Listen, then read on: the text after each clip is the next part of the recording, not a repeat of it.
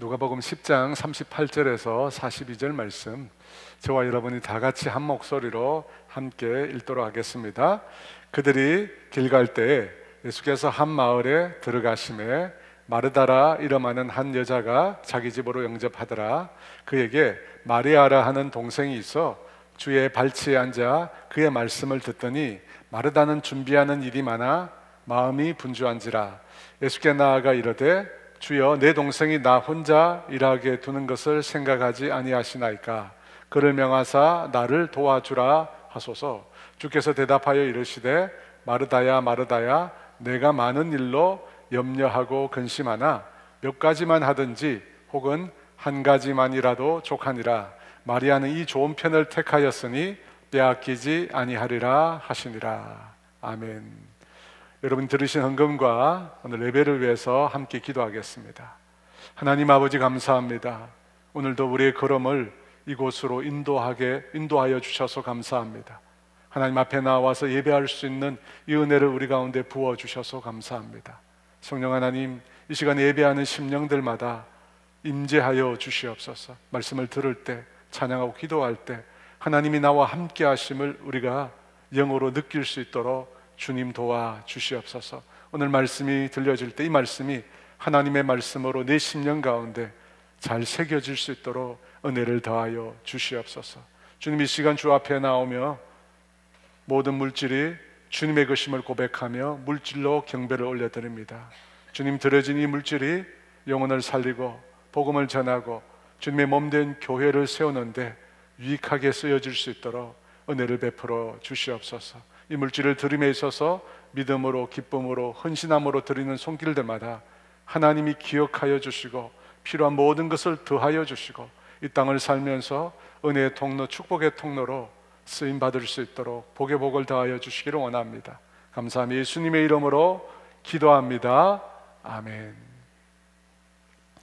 오늘 본문은 마르다와 마리아라고 이름하는 자매들에 관한 이야기입니다.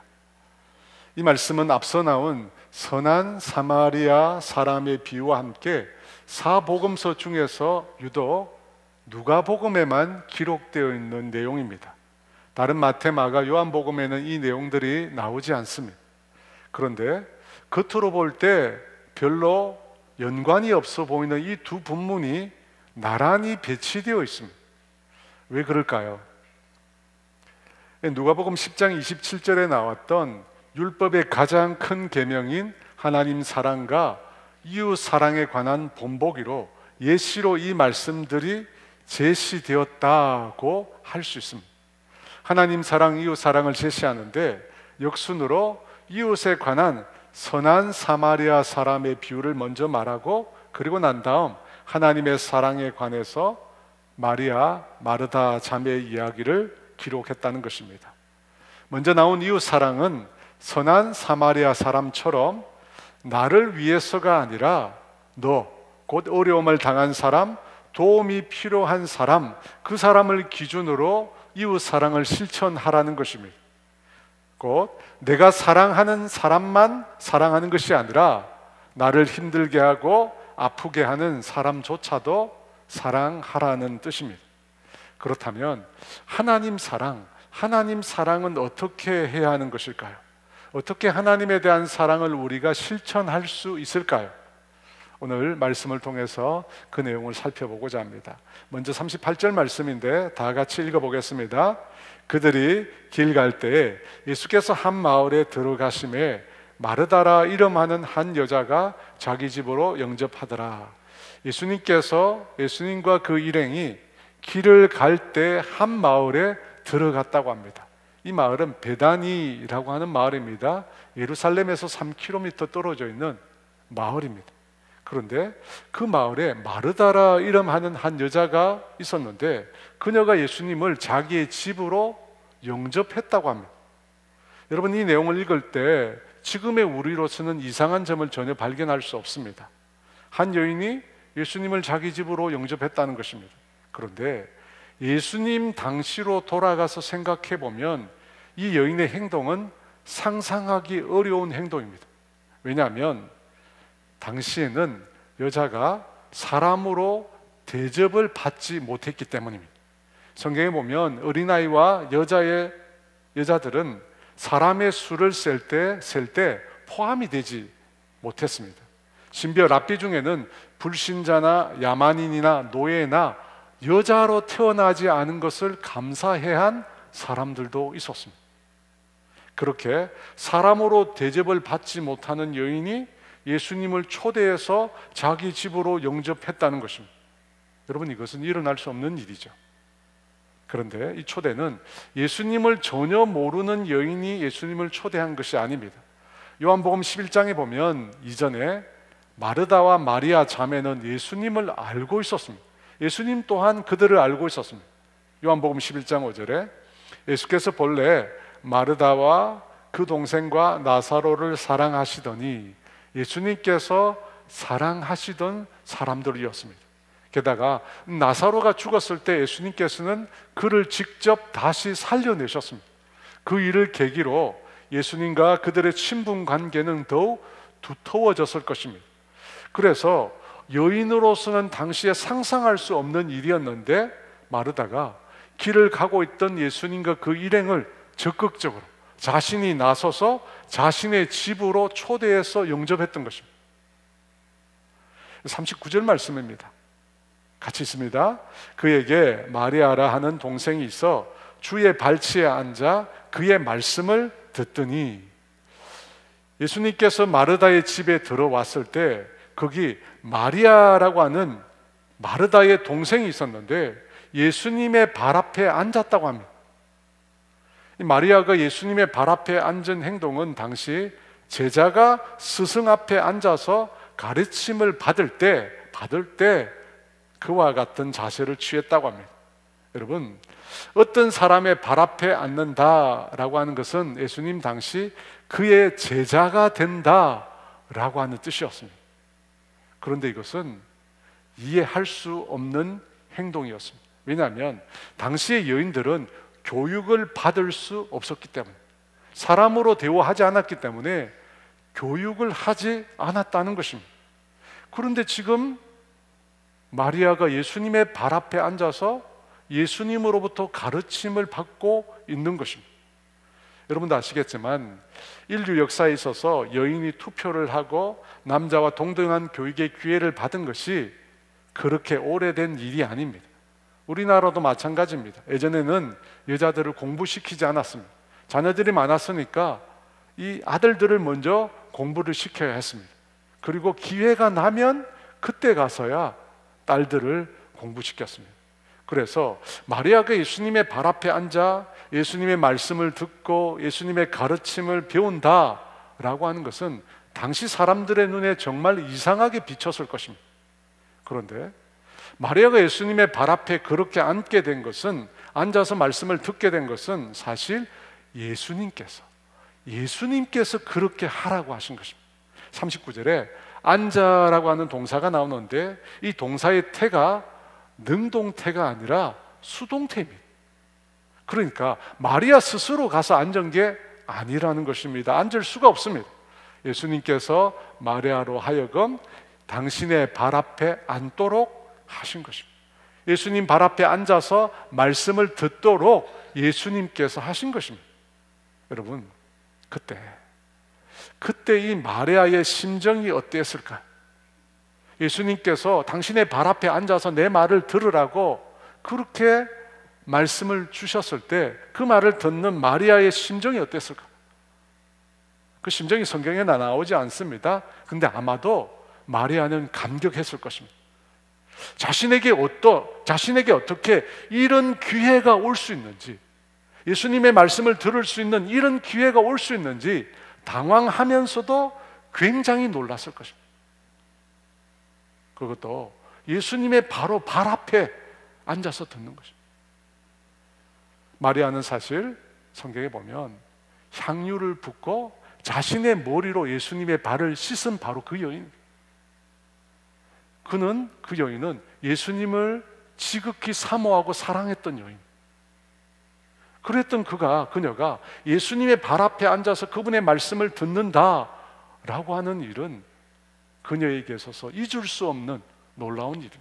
아마 마리아는 그런 날을 꿈꿨는지도 모릅니다.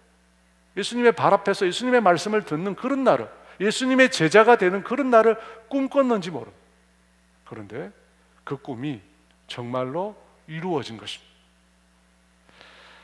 그런 마리아의 심정을 우리가 읽을 수 있는 성경의 표현이 하나 있습니다. 39절 하반절에 주의 발치에 앉아 그의 말씀을 듣더니, 마리아가 예수님의 발 앞에 앉아서 예수님의 말씀을 들었다고 합니다. 여기 듣더니라고 하는 동사가 아주 특이한데요, 이 동사는 다른 일에는 전혀 관심을 두지 않았다는 뜻입니다. 다른 일에는 전혀 관심을 두지 않고 예수님의 말씀에만 온전히 열중했다는 뜻입니다. 예수님의 말씀 듣는 일에만 완전히 몰입했다는 뜻입니다. 여러분, 예수님의 발 앞에 마리아가 앉게 된 것은 마리아 자의로 한 일이 아닙니다. 예수님께서 앉게 하셨습니다. 능동이 아니라 수동입니다.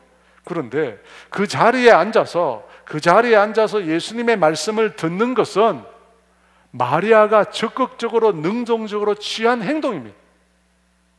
앉게 된 것은 자기 의지가 아니지만 말씀을 듣는 일에 몰입하는 것은 마리아의 의지였다는 것입니다. 사랑하는 여러분, 예수님께서 한 여인의 초대를 받고 그 여인의 집에 들어가시고 또 그 여인의 동생을 예수님 발 앞에 앉게 해서 예수님의 말씀을 듣게 했습니다. 여러분, 이 일련의 예수님의 행동은 당시 사람들의 악습을 깨트리는 행동이었습니다. 예수님께서는 당시 사람으로 대우받지 못하는 여인들을 환영해 주시고 그들과 대화를 나누시고 그들에게 사랑과 관심을 보여주신 것입니다. 그래서 여러분, 여인들이 예수님을 많이 따랐던 것입니다. 예수님이 남자여서가 아니라 편견을 깨고 여인들을 남자와 동등한 인격체로 대해 주셨기 때문입니다. 그래서 많은 여인들이 예수님을 따랐고 따르고 있다고 합니다. 누가복음 8장 1절에서 3절 말씀입니다. 그 후에 예수께서 각 성과 마을에 두루 다니시며 하나님의 나라를 선포하시며 그 복음을 전하실새 12 제자가 함께하였고, 또한 악귀를 쫓아내심과 병고침을 받은 어떤 여자들, 곧 7 귀신이 나간 자 막달라인이라는 마리아와 헤롯의 청지기 구사의 아내 요한나와 수산나와 다른 여러 여자가 함께하여 자기들의 소유로 그들을 섬기더라. 여러분, 앞서 강도 만난 사람을 도와준 사마리아 사람의 비유를 예수님께서 말씀하셨습니다. 그 비유를 통해서 예수님은 사마리아인에 대한 유대인의 적개심을 누그러뜨리려고 하셨습니다. 예수님을 통해서 원수된 것들을 깨뜨리려고 하신 것입니다. 예수님 안에서 원수된 것이 서로 화합할 수 있다는 것을 말씀해 주셨습니다. 그리고 이번에는 한 여인을 귀하게 대하심으로 당시 남녀에 대해서 가지고 있던 그릇된 인간의 악습을 무너뜨리려고 하시고 계십니다. 여러분, 예수님 앞에는 그 어떤 차별도 존재하지 않는다는 것입니다. 그 누구라도 여자라는 이유 때문에, 가난하다는 이유 때문에, 죄인이라는 이유 때문에, 피부색이나 문화가 다르다는 이유 때문에 구원에서 배제되지 않는다는 것을 예수님께서 보여주시는 것입니다. 당시 유대인들은 구원받을 사람과 구원받지 못할 사람은 이미 정해져 있다고 생각했습니다. 그래서 그들은 사마리아인들도 여인들도 전혀 상종하지 않았던 것입니다. 그들은 구원에서 배제된 사람이라고 생각했기 때문입니다. 하지만 예수님은 그렇지 않았습니다. 예수님은 누구든지 예수를 믿으면 구원을 얻을 수 있다고 하셨습니다. 누구든지 복음을 듣고 예수님을 믿으면 구원을 얻을 수 있다는 것입니다. 복음은 사람을 차별하지 않고 모든 사람을 위한 것이라고 말씀하신 것입니다. 그러므로 여러분, 이 예수님의 태도를 우리가 본받아요. 저는 우리 교회뿐만 아니라 앞으로 한국 교회가 나아가야 될 선교의 대상 중 하나는 이 대한민국 땅에 살고 있는 외국인이라고 생각합니다. 해외 선교를 가서 그 땅에 있는 외국인들에게 복음을 전하는 일도 아주 귀한 일입니다.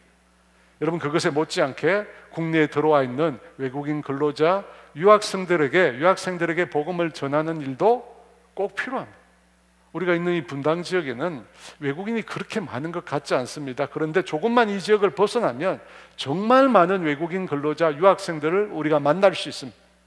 여러분, 그분들에게 복음을 전하지 않는다면 앞으로 한국 교회가 존립의 위기에 빠지게 될 것입니다.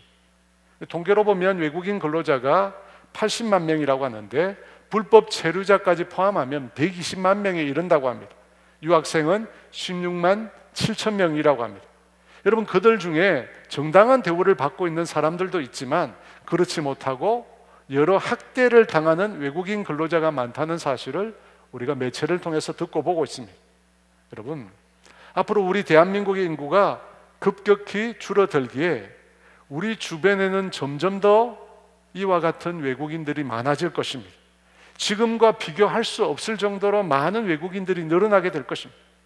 그때가 올 것입니다. 여러분, 그때 그들을 향해서 우리 교회가 해야 할 일들이 있습니다. 어떤 일을 해야 할까요? 먼저는 우리 대한민국 사람과 동등한 인격체로 존중해야 합니다. 그리고 그 외국인들이 우리 교회 안에 우리 교회의 교인의 일원이 될 수 있도록 해야. 여러분, 어떻게 해야 할까요? 제가 얼마 전에 이 한글을, 우리나라 말인 한글을 쉽게 가르쳐주는 한 센터를 소개받았습니다. 알바트로스 우리말 센터라고 합니다. 알바트로스라고 하니까 이 골프를 생각하시는 분들이 있을 것 같은데 한국어를 가르쳐주는 센터 이름입니다. 여러분, 본래 영어를 오랫동안 가르치셨던 부산의 한 권사님이 있습니다. 이 권사님이 영어를 가르치는데 외국인들로부터 쉽게 한국어를 배울 수 있는 방법에 대해서 자주 요청을 받았다고 합니다. 자신은 영어를 가르치는데 영어를 잘 가르치니까 주변 사람들이 한국어도 그렇게 쉽게 가르치는 방법이 없겠느냐 물었다는 것입니다. 왜냐하면 지금 나와 있는 한국어 교수법은 너무 어렵다고 합니다. 그래서 쉬운 방법으로 챈트라고 하는데 이 쉬운 노래를 부르면서 한국어를 배우는 방법을 이 권사님이 개발하셨어요. 그걸 가지고 외국인들에게 한글을 가르쳐 주면서 복음을 전하는 것입니다. 그 권사님 말씀에 한국 땅에 들어와 있는 외국인 노동자 유학생들에게 정말 필요한 것은 먹고 자고 입고 하는 것도 필요하지만 한글을 아는 것이 제일 필요하다고 합니다. 이 외국인들이 정말로 한글을 배우고 싶어 한다고 합니다. 그런데 너무 어려운 거예요. 너무 어려운 거예요.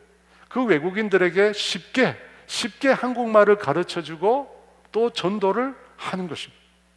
여러분, 선교라고 하면 다른 나라 말을 배워서 그 나라에 가서 그 사람들에게 복음을 전하는 것이라고 생각합니다. 그런데 패러다임을 바꿔서 외국인들에게 한글을 가르쳐주고 복음을 전하는 것입니다. 외국인들은 K-팝, K-드라마, K-푸드, K-컬처 등에 관심이 정말 많습니다. 정말 많아요. 그렇기 때문에 그 사람들에게 한글을 가르쳐주고 복음을 전하는 것입니다. 여러분, 생각해 보니까 정말 좋은 방법 같습니다. 한국에서뿐만 아니라 외국에 나가서도 이 일은 가능할 것 같습니다. 전주에 있는 한 교회는 교인의 수가 100명이 조금 넘는데 교인들 전부를 모두 이 알바트로스 우리말 과정을 배우게 했다고 합니다. 그래서 그 교회는 외국인들과 한국 사람들이 함께 한글로 예배를 드리고 있습니다. 외국인을 위한 외국의 예배가 따로 있는 게 아니라 외국 사람과 한국 사람이 함께 한글로 예배를 드리고 있다는 겁니다. 저는 이 방법이 참 좋은 방법이라고 생각이 듭니다. 아마 곧 우리 주변에 이런 일들이 일어나게 될 것입니다. 한국 땅에서 한국어로 외국인과 한국인들이 함께 모여서 예배할 날이 오게 될 것입니다. 저는 그런 날을 바라고 있습니다. 사랑하는 여러분, 예수님께서 벽을 허무셨습니다. 인종과 남녀와 노소와 문화의 벽을 허무셨습니다. 예수님께서 벽을 허무시니까 사마리아인들이 몰려오고 여인들이 몰려오고 아이들이 예수님께로 몰려왔습니다. 벽을 허무시니까 그들이 예수님께 나와 예수님을 만나고 예수님을 믿고 구원을 얻게 된 것입니다. 오늘 우리도 마찬가지입니다. 여러분, 우리가 우리의 벽을 허물면 새로운 사람들이 우리 가운데 오게 될 것입니다. 새로운 사람들이 우리 가운데 와서 예수님을 만나고 예수님을 믿고 구원을 얻는 그런 놀라운 역사가 일어나게 될 것입니다. 여러분, 머지않아 그런 날이 오게 될 것입니다. 저는 그런 날들을 꿈꾸고 있습니다. 40절 말씀인데요, 다 같이 한번 읽습니다. 마르다는 준비하는 일이 많아 마음이 분주한지라 예수께 나와 이르되 주여 내 동생이 나 혼자 일하게 두는 것을 생각하지 아니하시나이까 그를 명하사 나를 도와주라 하소서. 마리아는 지금 예수님 발 앞에 앉아 있습니다. 하지만 그런 행동은 당시 여인들이 해야 될 행동이 아니었습니다. 당시 손님이 집에 오면 여인들은 당연히 해야 할 일이 있었습니다. 여러분, 그게 뭘까요? 언니 마르다는 준비하는 일이 많았다고 합니다. 준비하는 일. 여러분, 이것이 바로 디아코니아라고 하는 말인데 섬김 혹은 봉사를 뜻합니다. 그래서 예수님의 제자와 예수님을 대접하는 일이 마르다에게 있었던 것입니다. 여러분, 이 일이 당시 여인들이 반드시 꼭 해야만 될 일이었습니다. 그리고 그 일을 하느라고 마르다의 마음이 분주했다고 합니다. 분주했다. 여러분, 분주했다는 말의 뜻이 뭐냐면 사방에서 끌어당겼다는 뜻입니다. 사방에서. 왜 그렇게 되었습니까? 하는 일이 많았기 때문에. 일도 하고 저 일도 하고 이런 일도 하고 저런 일도 하고 사방에서 끌어당긴. 마르다의 입장에서 보면 그녀는 예수님과 그 일행을 최고로 대접해 드리고 싶었습니다. 그래서 자신이 할 수 있는 것 이상으로 과분하게 대접하려고 했습니다. 그런데 그 결과가 뭡니까? 그녀의 마음이 분주하게 되었다는 것입니다. 마음이 이리저리로 나뉘어져서 막 자신의 마음을 당기게 된 것입니다. 그래서 일이 손에 잡히지 않게 된 것입니다. 여러분, 그럴 때, 그런 상황에 다다랐을 때 마르다는 어떻게 행동했습니까? 잠시 숨을 고르고 자신이 지금 하고 있는 일을 되짚어 생각해보고 정리했습니까? 그렇지 않습니다. 마르다는 분주한 마음, 그 상태 그대로 예수님께 달려갔습니다. 그리고 이렇게 말하기 시작했습니다. 40절 하반절에 예수께 나아가 이르되 주여 내 동생이 나 혼자 일하게 두는 것을 생각하지 아니하시나이까 그를 명하사 나를 도와주라 하소서. 여러분, 마르다가 하고 있는 이 말이 어떻게 들리십니까? 우리말 성경이라는 번역 성경에 보면 이렇게 말했습니다. 주여 제 동생이 저한테만 일을 떠맡기는데 왜 신경도 안 쓰십니까? 저를 좀 거들어 주라고 말씀해 주십시오. 여러분, 예수님의 이 말이, 마르다의 이 말이 예수님께 어떻게 들리겠습니까? 그리고 우리에게 어떻게 들립니까? 원망처럼 들리지 않습니까? 주여 내 동생이 나 혼자서 일하게 두는 것을 생각하지 않으십니까? 여러분, 이 말은 원망입니다. 그런데 조용히 와서 동생 마리아의 귓가에 대고 말을 해도 될 텐데 왜 굳이 자신이 나가서 영접해서 모셔드린 예수님께 나가서 이런 원망의 말을 내뱉는 것일까? 조용히 마리아에게 말할 수 있잖아요.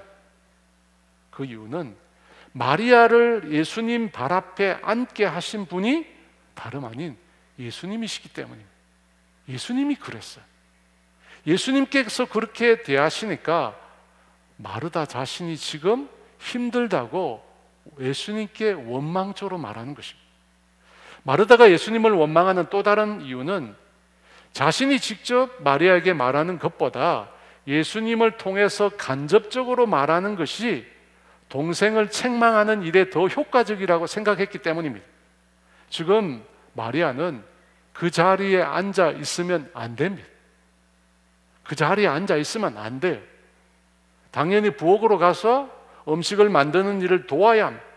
손이 얼마나 부족한데 도와야 될 마리아가 천하태평으로 예수님 발 앞에 편안히 앉아 있다는 겁니다.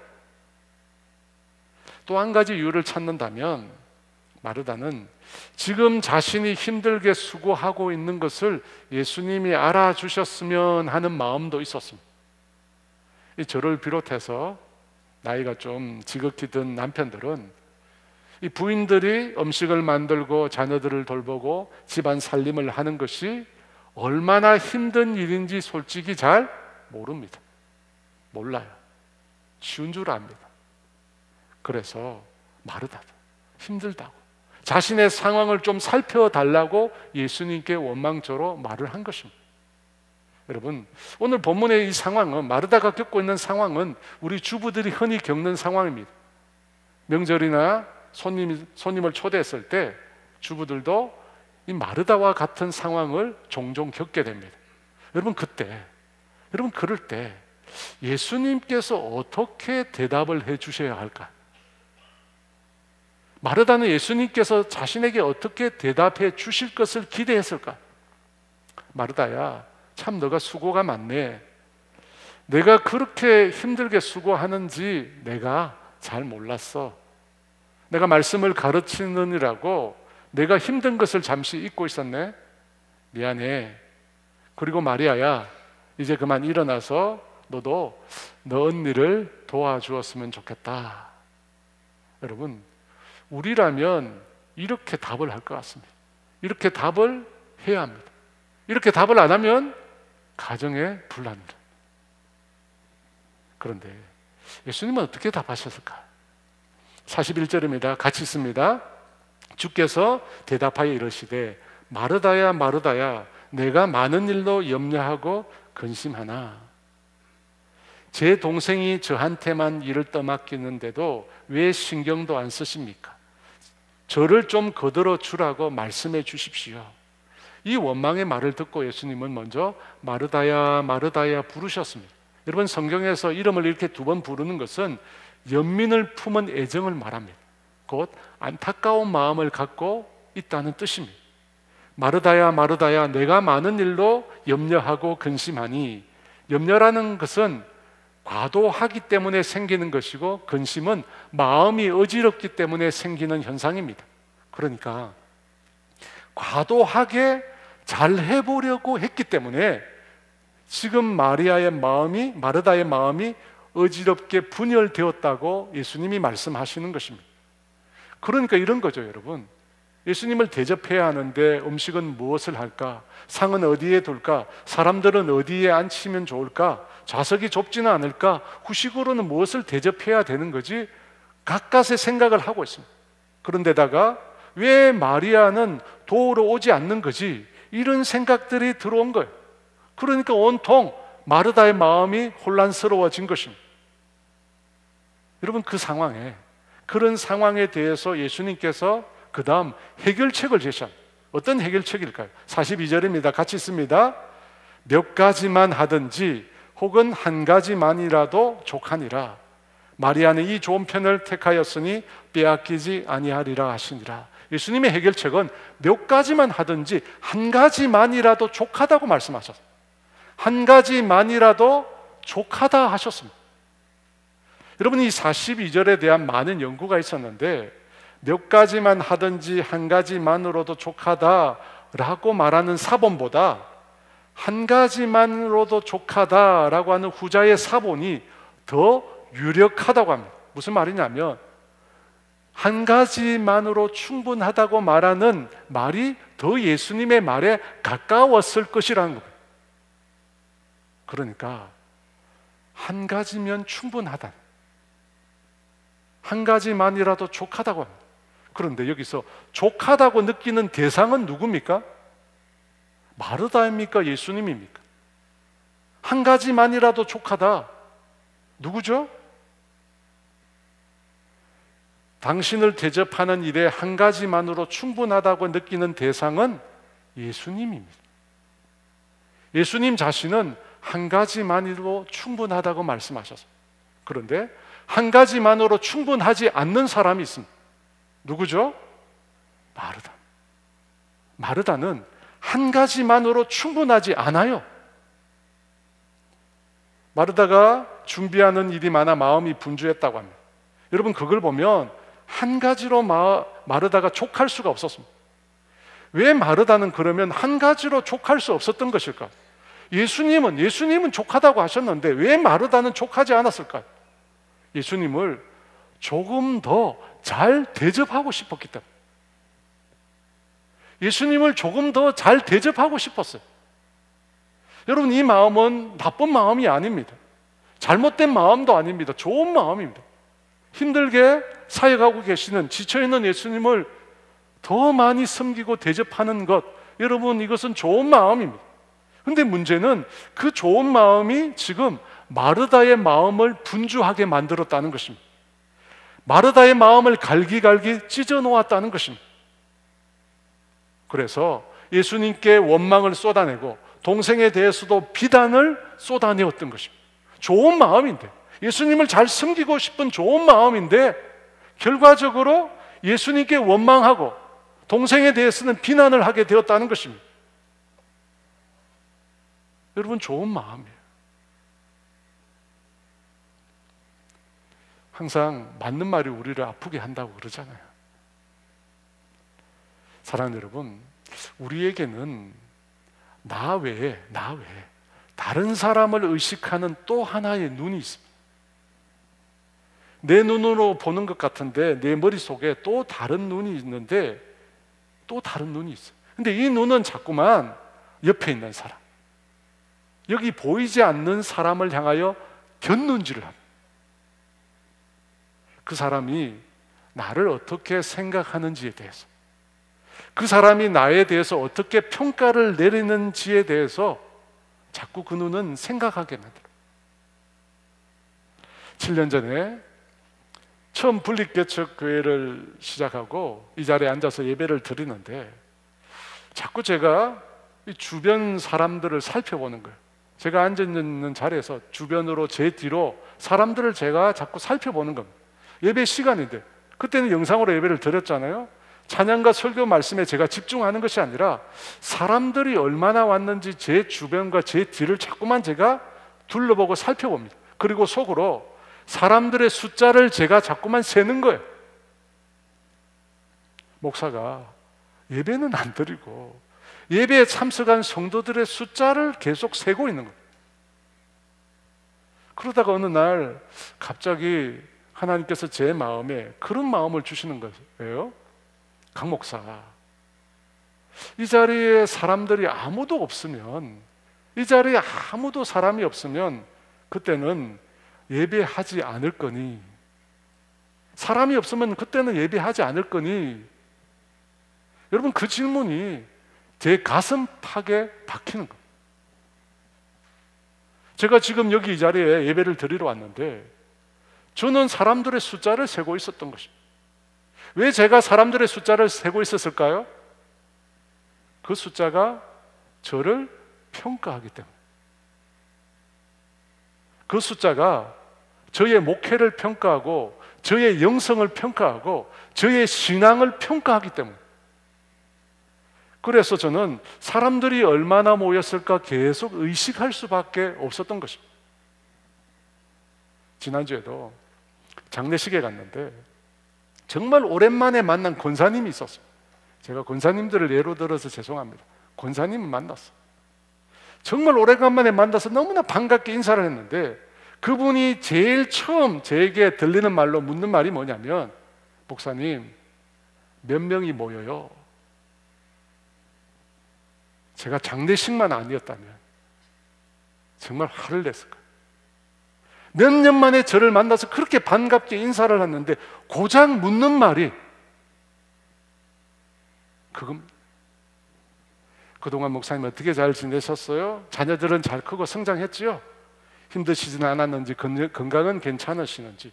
여러분, 물을 수 있는 말이 얼마나 많습니까? 그 많은 말들 중에 몇 명이냐 모이냐 그 말을 물어. 제가 인상을 확 썼어요. 개척교회 목사한테 그런 거 묻는 거 아니라. 여러분, 사람들이 왜 그걸 묻죠? 그걸로 평가하는 거예요. 여러분, 그런데 이 자리에 사람들이 많이 모이면 저는 그때 훌륭한 목회자가 되는 것일까요? 이 자리에 사람들이 차고 넘치게 모이면 저는 주님 앞에 칭찬받고 인정받는 목사가 되는 것일까요? 아니잖아요. 아닙니다. 그 숫자는 저를 평가할 수 없습니다.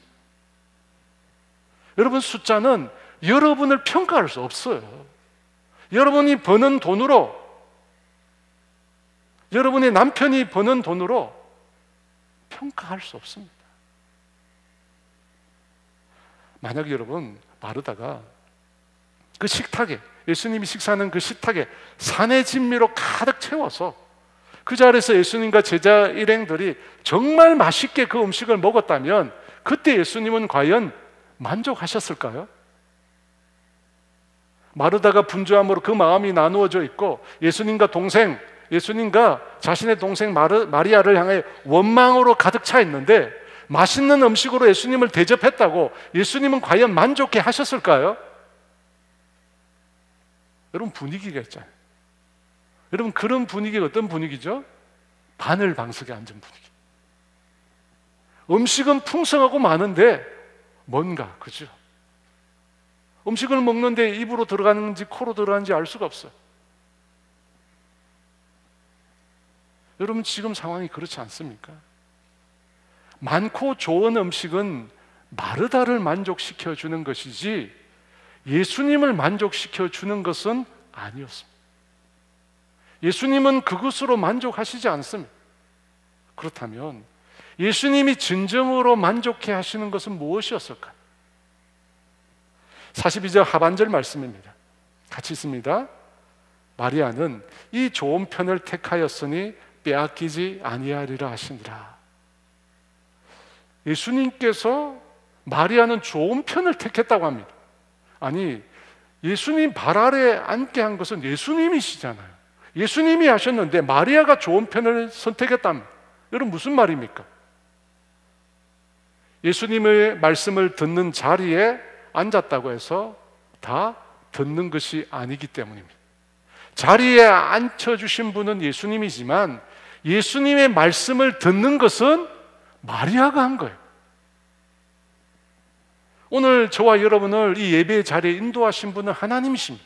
하나님이 인도해 주셔서, 이끌어 주셔서 우리가 이곳에 왔습니다. 하지만 오늘 예배를 온 마음을 다해서 드리느냐 아니냐는 여러분 자신에게 달린 것입니다.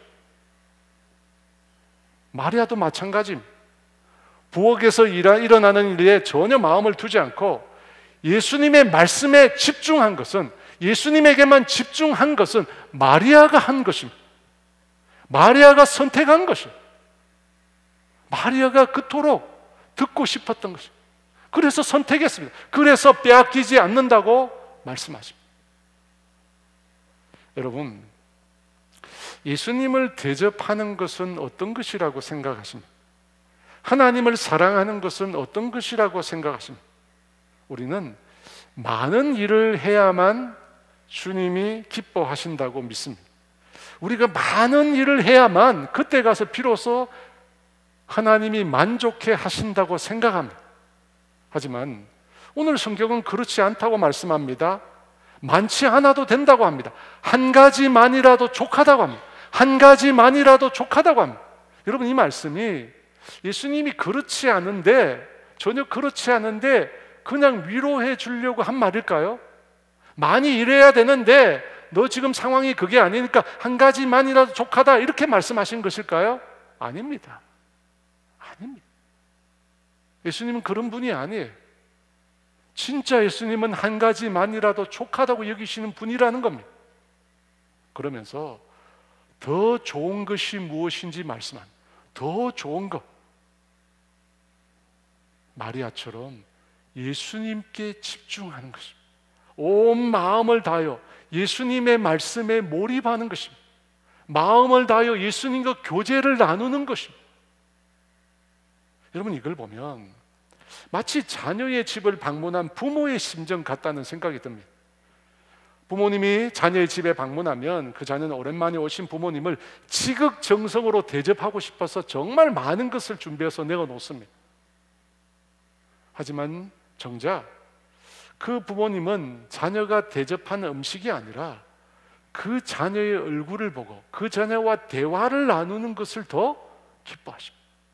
여러분, 그렇지 않아요? 자녀가 인류 호텔에 부모를 모시고 가서 대접한 그 음식이 아니라 그 자녀의 모습을 보고 함께 대화를 나누는 것을 기뻐하는 거예요. 우리 주님도 마찬가지입니다. 많은 것으로 주님을 대접하려고 하지만 정작 주님이 원하시는 것은 다른 것입니다. 우리가 생각하는 것과 주님이 생각하는 게 다른 것입니다. 정말 주님이 원하시는 것은 예수님의 발 앞에 앉아서 마리아처럼 예수님의 말씀을 듣는 것입니다. 예수님의 발 앞에 앉아서 예수님의 말씀을 듣고 예수님과 교제하는 것입니다. 그걸 주님이 원하십니다.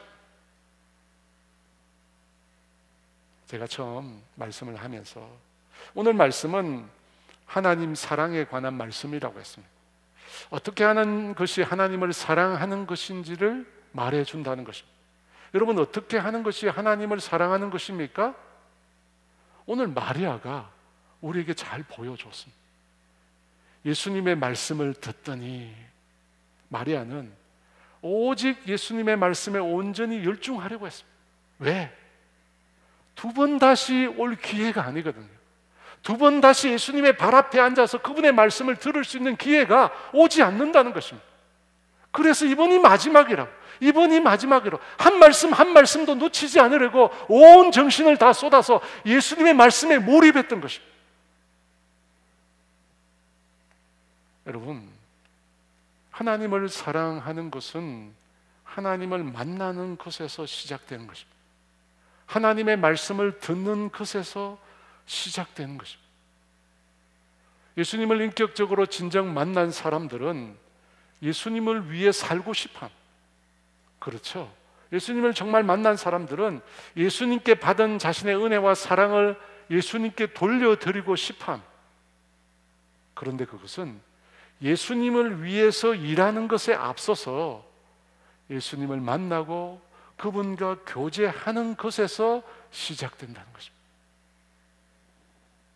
여러분, 영이신 하나님과 어떻게 교제할까요? 어떻게 그분의 말씀을 들을까요? 마리아가 오늘 참 잘 보여줬습니다. 주님과 그분의 말씀에 완전히 집중한 거예요. 부엌에서 어떤 소리가 나든지 어떤 일들이 일어나든지 불이 나든지 다 제쳐놓고 오직 예수님께만 몰입한 것입니다. 다른 건 전혀 생각하지 않았어요. 마음을 다하여 온 신경을 다하여 예수님만 바라본 것입니다. 여러분, 그때 영의 세계가 열리는 거예요. 예수님께서 마르다에게 뭐라고 하셨습니까? 한 가지만으로 족하다. 마르다야 마르다야, 내 마음이 여러 가지 일로 분주하구나. 내 마음이 염려와 근심으로 나누어져 있구나. 한 가지만으로 족하다. 충분하다. 다른 사람이 너에 대해서 말하는 평가 때문에, 겉으로 보이는 행동으로 평가하는 그 소리 때문에 너가 과욕을 부리지 말라는 것. 다른 사람이 너라고 말하든지 관계없이 예수님만 바라보라는 것입니다. 여러분, 주님은 주님을 위해서 일하는 것이 잘못된 것이라고 말씀하시지 않았습니다. 순서가 잘못됐죠. 먼저 주님을 만나고 그분의 말씀에 완전히 집중해요. 주님께 온전히 몰입하는 거예요. 그럴 때 그 주님의 말씀이 내 영혼의 살이 되고 피가 되는 거예요. 내 영혼의 살이 되고 피가 되는 거예요. 여러분, 그것이 주님이 원하는 거예요. 그래서 마리아를 예수님 발 앞에 앉힌 거예요. 내 말을 들으라고 그 자리에 앉힌 겁니다. 여러분, 우리가 주님께 온전히 집중해야, 온 마음을 다하여 주님의 말씀에 집중해야 그때 주님이 우리에게 임재하시는 거예요. 내 마음을 다하여 온전히 집중. 그때 주님이 임재하세요. 그리고 주님께서 당신의 사랑으로 우리를 안아주시는 거예요. 요한복음 15장 5절은 이렇게 말합니다. 우리 같이 읽어볼까요? 나는 포도나무요 너희는 가지라. 그가 내 안에 내가 그 안에 거하면 사람이 열매를 많이 맺나니 나를 떠나서는 너희가 아무것도 할 수 없습니다. 그가 내 안에, 내가 그 안에 거해야. 여러분, 그게 먼저예요. 그게 먼저. 주님이 원하시는 게 그거예요. 여러분, 그걸 해야 돼요. 사람들의 인기나 사람들의 평가나 사람들의 관심을 따라서 일하지 마십시오. 주님이 원하시는 것, 주님이 정말로 원하시는 것, 그걸 먼저 하세요. 여러분, 그래야 주님이 원하시는 것을 해야 주님이 원하시는 걸 알게 되는 거예요. 주님의 말씀을 들어야 주님이 뭘 원하시는지 알 거 아니에요. 여러분, 주님을 위한 일은 주님과의 교제에서 나오는 거예요. 사람들이 요구한 대로, 사람들이 바라는 기준과 평가를 따라서 주님의 일이 결정되는 것이 아니라 주님과 깊은 교제 가운데 주님이 정말로 나에게 원하시는 일이 뭔지를 우리가 깨닫게 되는 것입니다. 여러분, 그렇게 할 때, 내가 주님 안에 가고 주님이 내 안에 거할 때 저절로 열매는 맺히는 것입니다. 그러므로 사랑하는 여러분, 마리아가 했던 것처럼 좋은 편을 선택하시기를 원합니다. 먼저 온 마음을 다하여 주님께 집중하십시오. 주님께 온전히 몰입하십시오. 그렇게 바쁜 일상을 사셨지만 예수님은 늘 새벽 미명에 일어나서 하나님께 집중하셨어요. 하나님께 온전히 몰두하셨습니다. 여러분, 그렇게 하지 않으면 우리는 분주함을 따라 살아갈 수밖에 없습니다. 많이 수고하지만 늘 염려하고 근심하는 삶을 살 수밖에 없습니다. 많이 하는데 늘 분주하고 늘 근심하고 늘 염려하는 삶을 살 수밖에 없다는 것입니다. 여러분, 그것에서 벗어나 진정으로 주님과 동행하며 주님의 기쁨이 되는 저와 여러분 되시기를 주의 이름으로 축원합니다. 이 시간 우리가 주님을 바라보며 온전히 주님께 집중하며 이 찬양 함께 드리기를 원합니다. 하늘의 문을 여서서 찬양합니다. 하늘의 문을 여소서, 이것을 주목하소서. 주의 향한 노래가 꺼지지 않으니 하늘을 열고 보소서. 이곳에 임재하소서. 주님을 기다립니다. 기도의 향기가 하늘에 닿으니 주여 임재하여 주소서. 이곳에 오셔서 이곳에 앉으소서. 이곳에서 드리는 예배를 받으소서. 주님의 이름이 주님의 이름만이 오직 주의 이름만 이곳에 있습니다. 하늘의 문을 여소서. 이곳을 주목하소서. 주를 향한 노래가 꺼지지 않으니 하늘을 열고 보소서. 이곳에 임재하소서. 주님을 기다립니다. 기도의 향기가 하늘에 닿으니 주여 임재하여 주소서. 이곳에 오셔서 이곳에 앉으소서. 이곳에서 드리는 예배를 받으소서. 주님의 이름이 주님의 이름만이 오직 주의 이름만 이곳에 있습니다. 이곳에 오셔서 이곳에 앉으소서. 이곳에서 드리는 예배를 받으소서.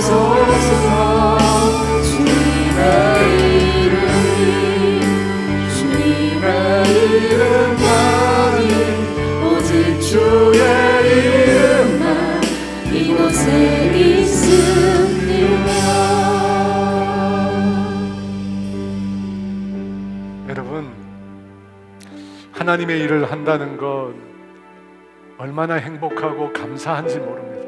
얼마나 기쁨이 넘치는지 모릅니다. 여러분 생각해 보십시오. 내가 전하는 말을 통해서 영원한 멸망 가운데 죽어갈 수밖에 없는 영혼이 예수님을 만나고 구원을 얻고 천국의 소망을 가지고 살게 된다고 생각해 보십시오.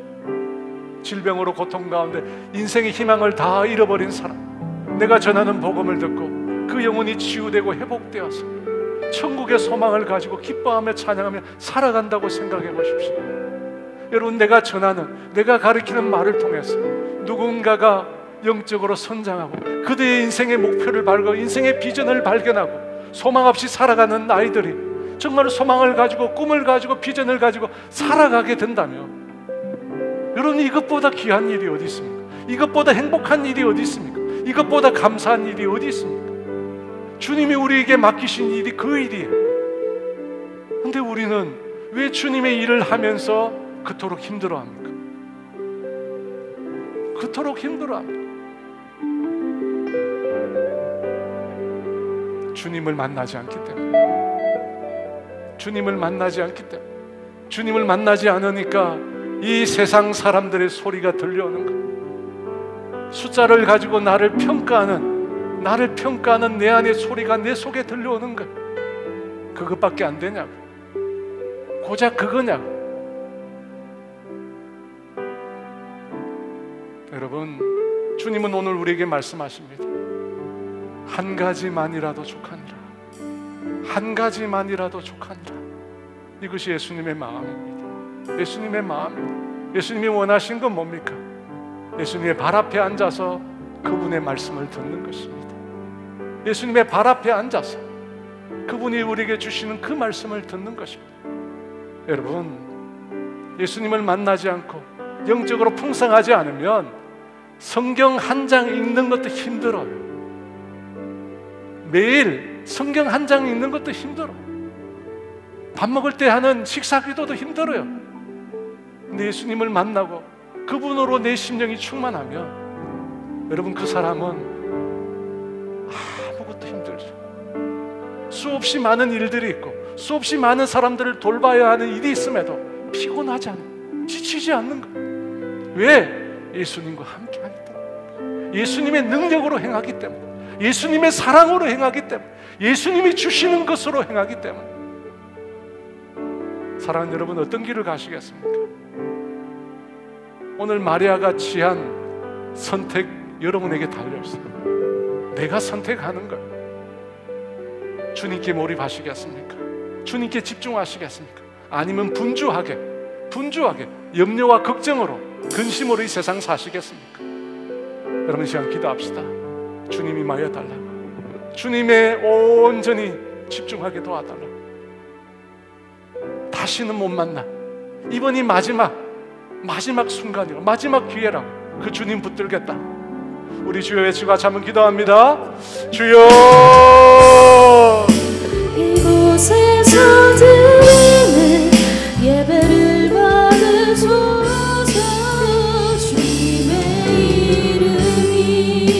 주님의 이름만이, 오직 주의 이름만 이곳에 있습니다. 이곳에 오셔서 이곳에 앉으소서.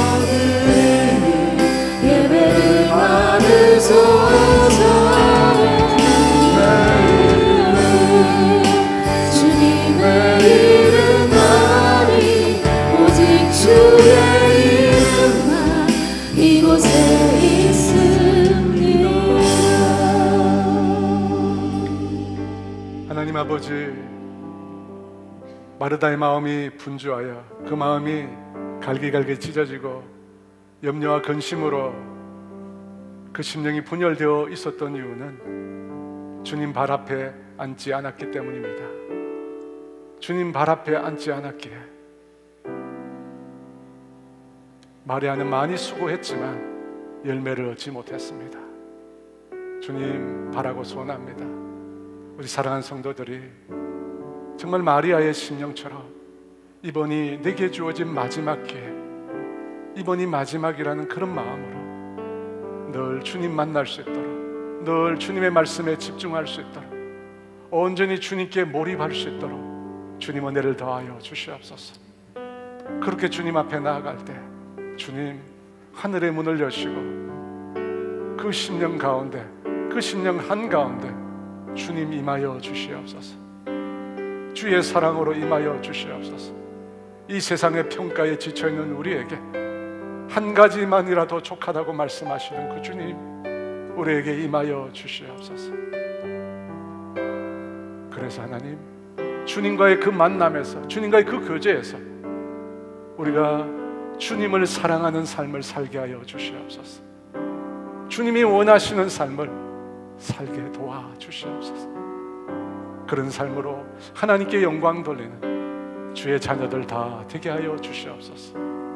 지금은 우리 주 예수 그리스도의 은혜와 하나님의 다함이 없는 사랑하심과 성령의 교통하심과 인도하심과 위로하심, 오늘 마리아의 심정으로 예수님의 발 앞에 앉기를 소원하는 사랑하는 성도들 위해 이제로부터 영원토록 함께 하시기를 간절히 축원하옵나이다.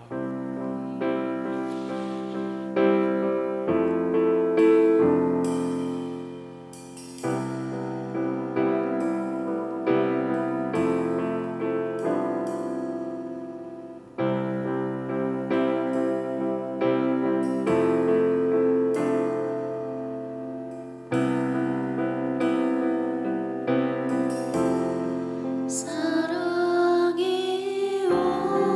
오셨네. 어둠에 갇힌 우리에게 빛으로 오셨네. 온 세상 구주 나셨네. 세상 끝날까지 우리와 함께 하시려. 사랑이 오셨네. 온 세상 구주 나셨네.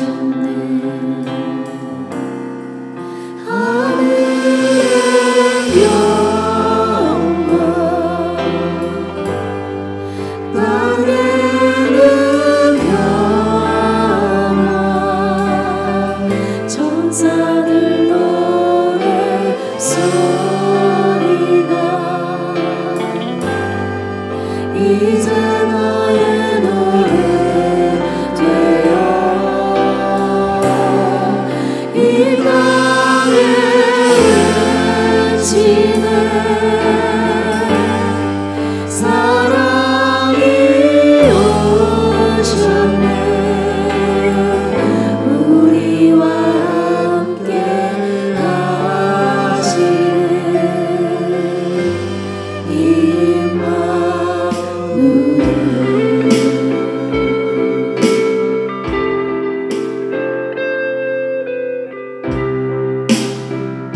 사랑이 오셨네. 사랑이 오셨네. 어둠에 갇힌 우리에게